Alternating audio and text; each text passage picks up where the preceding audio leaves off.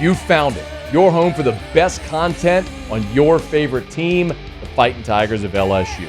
Do us a favor, subscribe to the channel, leave your comments below, and be sure to smash that like button.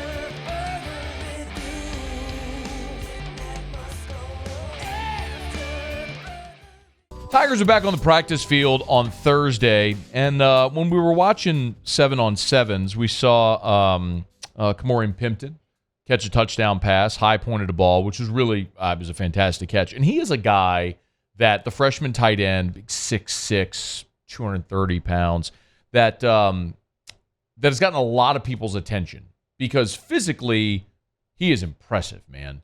You look at this big old dude wearing 88 who towers over basically everybody on the offense. And for very obvious reasons, he is an attention getter. LSU offensive coordinator Mike Denbrock not only is the offensive coordinator and play caller, but he also coaches the tight ends. So he has gotten to see these guys in their position group work up close and personal here over the week plus of fall camp. And so I wanted to ask Mike Denbrock, so I did ask Mike Denbrock earlier today when we had a chance to visit with him about the tight end room. And it's interesting because you have Mason Taylor, who had such a good freshman season, but then after him, you've got 4 freshmen. So you're very young there, but you've got a lot of talent. So it's fascinating to watch this room because of the level of talent, but how young it is, but compared to the expectation. Now, he started, and I didn't lead him anywhere. I just asked him if he could, if he would mind sort of giving an overview of that room, and so he went, player by player, and he started, of course, with Mason Taylor.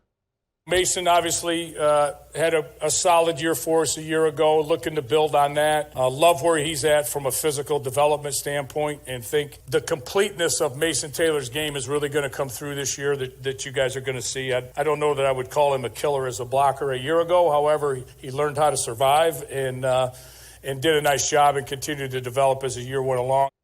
Mason, I love Mike Denbrock's candor. Mike Denbrock is like if your dad was the football coach. That's what it's like, and you love him. I mean, Lee Vanna, the Advocate, has pointed this out so many times. He is effortlessly loud. Like when you're on the practice field, he's not yelling. He just is loud. And when you listen to the sound bites, you can kind of hear it as well. Anyway, he most of the time Mike Denbrock's out there with his hat on backwards. I mean, he's like a guy in his mid-50s with his backwards hat. It's just like dad. It's like dad's coaching football.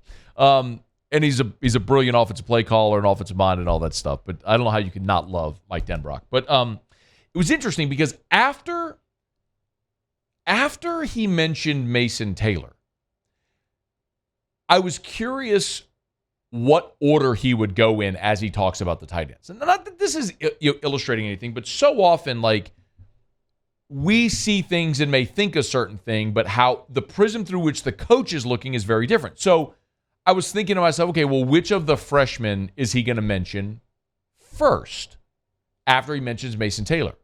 Well, he didn't mention a freshman first. He mentioned the JUCO transfer. More of a big body inline tight end who I think has experience in his knowledge of what we're doing comes along from a physical standpoint. He's certainly there, but he's swimming a little bit mentally. But I like what I've seen from him from an aggression standpoint. That was Connor Gilbreth.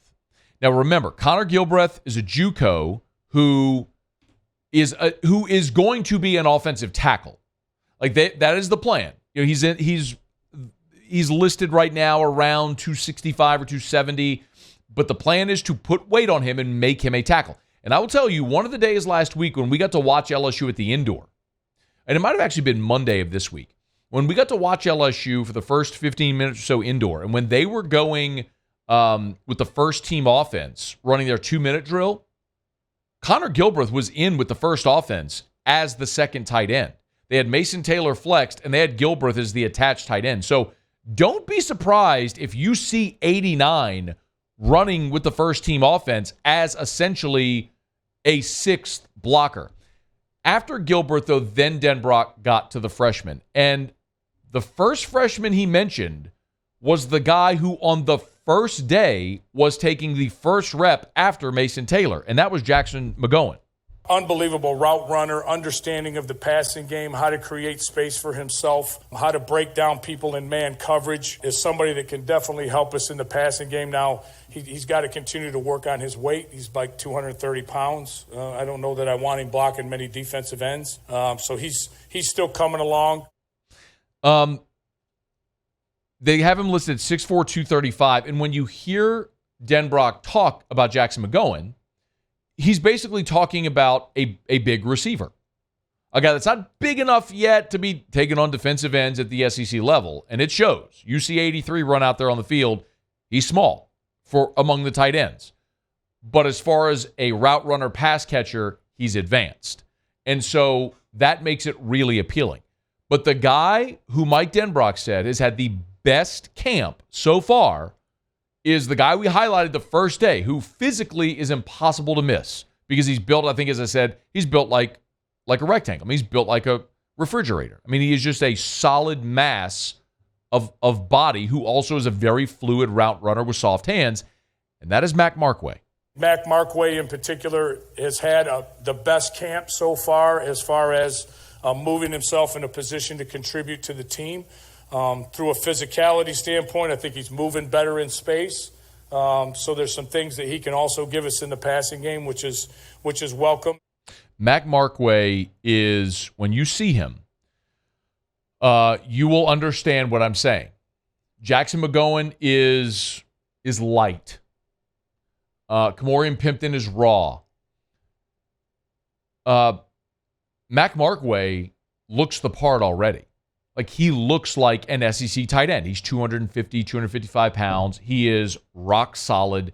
He's got this giant trunk, this lower half, so he can put his hand on the ground and move bodies, but he's also a very fluid route runner pass catcher. It is not surprising at all for me to hear Mike Denbrock say Markway is at the best camp so far of the freshman tight end. He is, when you think about, I'm going to use this term loosely. Please don't, I'm not saying he's these guys. When you think about GRONK and Kittle and Kelsey, the big physical inline tight ends who can also run and catch and make you miss, that's him. I'm not telling you he's going to be an all-pro. Okay, I'm just saying think that mold. He's not just a blocker like Gilbreth, and he's not just a light route runner like McGowan. He's the blend of them. Now, he's a freshman, but when you look about who could be the traditional tight end that Brian Kelly has always had, now he's had the athletic pass catchers, he had Alize Mack, who the Saints drafted. But when you look at the traditional tight end who can put his hand in the dirt and block, who can also go out and catch passes for you, it's Mac Markway. He's the one who is closest to that now. And then, of course, there's the guy that's gotten everybody's attention, and that's Kamorian Pimpton, who is he was the Vanderbilt commit. And, man, I'm going to tell you, I don't know how everybody in the country missed on Pimpton. How he ended up as a Vanderbilt commitment is kind of stunning. But he's at LSU now, and Mike Denbrock talked about the guy that has gotten a ton of buzz in this camp. An unbelievable physical talent and a raw piece of clay that any tight end coach in America would love to have to work with. And he's got the ability at already gaining probably 15 pounds since he's been here and getting to 245 as a true freshman, an opportunity to help in both areas of what we ask our tight ends to do, provided he continues to develop, and I believe he will. You already got him at 245. What's he going to look like at 260, 265 as an 18, 19-year-old becomes a 20, 21, 22-year-old? You're looking at a guy with the tremendous upside, right? Like, you're looking at that. I mean, the thing that made Jimmy Graham so tough to deal with for so many years was, as a 6'6" dude with amazing athletic ability in the red zone, just throw it up to him. And Pimpton might be that guy on this team already. One more from Mike Denbrock, though, his feelings overall on this tight end group. There's some blessings aplenty in that room. We got to figure out who fits best and where and how to really utilize those guys the best way. But it's exciting, and it's been a little bit of a journey kind of getting that room where we thought it could really contribute to the way that I believe it will this season. It is so interesting that for years, the joke at LSU, if you ever listen to Gordy and Charles on the post-game show on Eagle 98.1, for years, callers would call in, why don't they throw it to the tight end? Like in the 90s, the joke was, why don't they give the ball to Tommy Banks? In the 2000s, it was, why don't they throw it to the tight end? Like, that was just always the ongoing joke with LSU football, although it was rooted in reality because Les never threw to the tight end. They never used the tight end in the offense. And then here comes Brian Kelly, and all of a sudden they have just kicked that door in, and there is an abundance of talent at that position. You should be excited about it. Hey, thanks so much for watching. Please leave your comments. I love to interact, and be sure to hit the red subscribe button below.